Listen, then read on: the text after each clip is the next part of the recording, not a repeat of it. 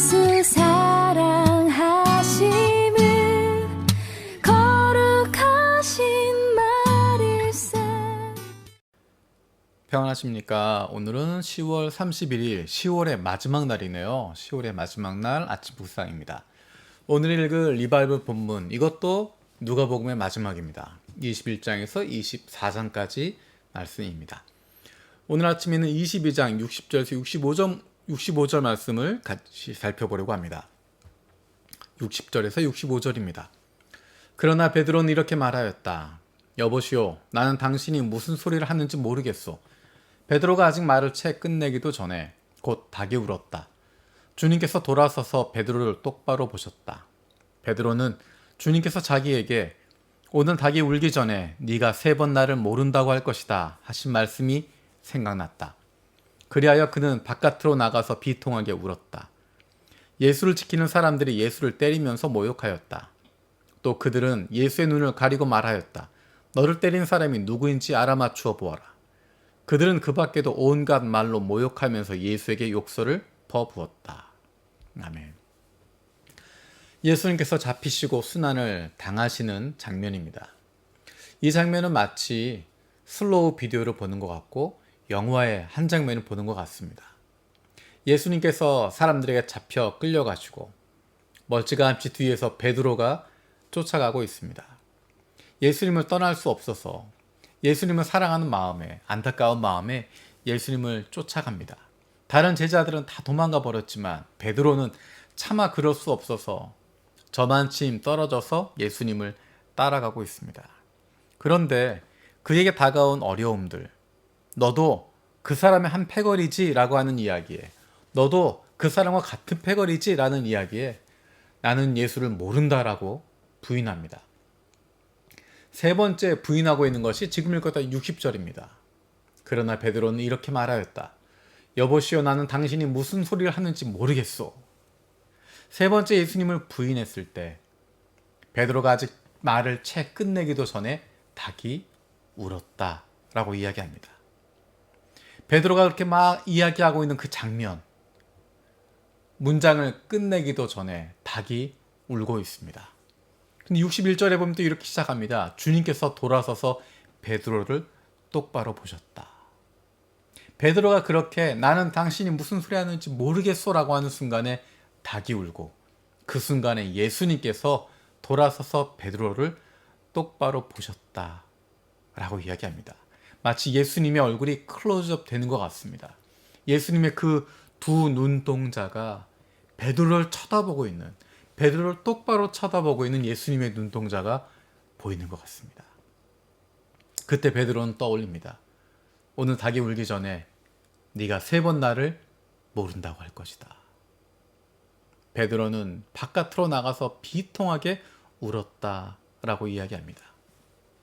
그렇게 바깥으로 나가 비통하게 울고 있는 베드로의 모습과 대조되는 모습이 예수님의 모습입니다. 63절에서 65절에 예수를 지키는 사람들이 예수를 때리면서 모욕하였다. 또 그들은 예수의 눈을 가리고 말하였다. 너를 때린 사람이 누구인지 알아맞추어 보아라. 그들은 그 밖에도 온갖 말로 모욕하면서 예수에게 욕설을 퍼부었다. 자기 목숨을 위해서 예수님을 모른다고 3번이나 부인했던 베드로. 그런데도 그 모습을 보시면서도, 돌아서서 베드로를 똑바로 보시면서도 그를 위해서 기도하고 계셨고, 배신하고 반역하는 그 제자들을 위해서, 그 제자들뿐만 아니라 예수님을 향해서 손가락질하고 있는, 예수님을 죽이려고 하는 그 사람들을 위해서 모욕을 당하시고 온갖 고통을 다 인내하시는 예수님. 얼마나 말도 안 되는 소리입니까? 예수님의 눈을 가리고 때리면서 너를 때린 사람이 누군지 맞춰보아라.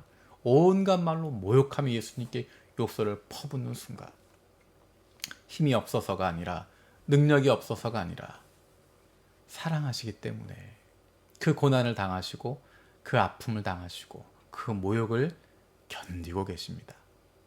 하지만 베드로는 자기의 목숨을 위해서 지금 내가 불이익을 당할까봐 예수님을 3번씩이나 모른다고 부인하고 저주하고 도망치고 있습니다. 그 베드로의 모습이 내 모습이 아닐까. 예수님이 잘 나가고 있을 때, 힘이 있을 때, 그때는 모든 것 다 하는 것 같고 예수님 따르는 제자라고 이야기하고 그렇게 이야기했지만 힘들고 어려운 순간에, 나에게 어려움이 되는 순간에, 결정적인 순간에 숨어버리고 도망쳐버리는, 예수님과 관계없는 것처럼 숨어있는 그 연약한 모습이, 부족한 모습이 우리의 모습이 아닐까. 그런데 놀라운 것은 그 베드로를 주님께서 돌아서서 똑바로 보셨다는 것입니다. 그 예수님의 눈빛이 어떤 눈빛이었을까? 원망의 눈빛이었을까? 내가 너 그럴 줄 알았다, 배신당한 눈빛이었을까? 그렇지 않을 것 같습니다. 예수님의 눈빛은 베드로를 향해서 간절하게 이야기하고 있는 것입니다. 내가 전에 이야기했지. 네가 이렇게 약한 존재라고 하는 건 내가 알고 있단다. 너의 약함을 알고 있고 내가 너를 위해서 기도했고 내가 너를 붙잡고 있다. 떠나가지 말아라. 포기하지 말아라. 내가 너를 붙잡고 있다 말씀하시는 그 음성을 듣는 것 같습니다. 연약해도 부족해도 예수님께서 간구하고 계시고 예수님께서 붙잡아주고 계시다는 것입니다. 그렇습니다. 저와 여러분들은, 우리들은 베드로처럼 연약하고 부족합니다. 결정적인 순간에 예수님을 저버리기도 하고, 정말 중요한 순간에 모른 척하기도 하고, 정말 꼭 있어야 할 그 순간에 어디론가 숨어버리게 되는 그런 존재들이지만, 그럼에도 불구하고 주님은 나를 위해서 간구하고 계시기 때문에 희망이 있습니다. 내 능력이 아니라, 내 결단이 아니라, 내 각오가 아니라 나를 구원하신 주님께서 내 손을 붙잡고 계시기 때문에 그 손 놓지 않습니다. 나를 구원하신 주님께서 내 손을 꼭 붙잡고 계시기 때문에 우리는 구원받는 것이고, 그래서 주님과 함께 할 수 있게 되는 것입니다. 우리의 연약한 순간, 우리의 모자란 순간, 우리의 부족한 순간, 그 순간이 바로 주님밖에 없습니다, 하나님밖에 없습니다 고백할 수 있는 그런 순간임을 기억할 수 있는, 그로 말미암아 더 하나님 의지하고 더 주님만 바라볼 수 있는 저와 여러분들 되어지길 원합니다. 기도하겠습니다. 살아계신 아버지 하나님 감사드립니다. 베드로의 모습을 보면서 우리의 모습을 봅니다. 힘들고 어려운 순간에, 위기의 순간에, 어쩌면 주님께서 나를 가장 원하시는 그 순간에 예수님 모른다고 부인하고 숨어버리고 도망쳐버렸던 베드로처럼 우리는 부족하고 연약한 존재들입니다.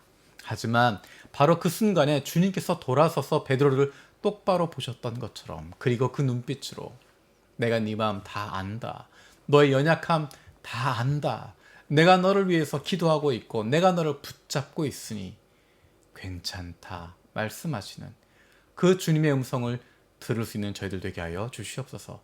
내 능력을 의지하는 것이 아니라, 내 마음을 의지하는 것이 아니라 나를 구원하신 주님, 그 손을 의지할 수 있는 주님의 사랑받는 자녀들 되게 하여 주시옵소서.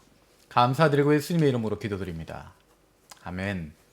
오늘도 3가지 중보 제목 가지고 함께 기도하길 원합니다. 첫 번째는 내일 주일 예배 가운데 장소에 상관없이 하나님의 함께 하심을 깊게 경험할 수 있는 감격 있는 예배가 되게 하여 주시옵소서. 두 번째로 우리 교회가 하나님 말씀에 기초하고 든든히 세워지게 하여 주시옵소서. 세 번째로 일본인 중심 분립 개척을 통해서 우리 교회가 영혼 구원의 열정을 다시 회복하는 하나님이 기뻐하시는 교회가 되게 하여 주시옵소서. 10월의 마지막 날입니다. 마지막 순간까지, 우리의 인생의 마지막 순간까지 주님과 함께하는 기쁨 마음껏 누릴 수 있는 저 여러분들 되어지기 원합니다. 고맙습니다. 날 사랑하신 날 사랑하신 날 사랑하신 성경에서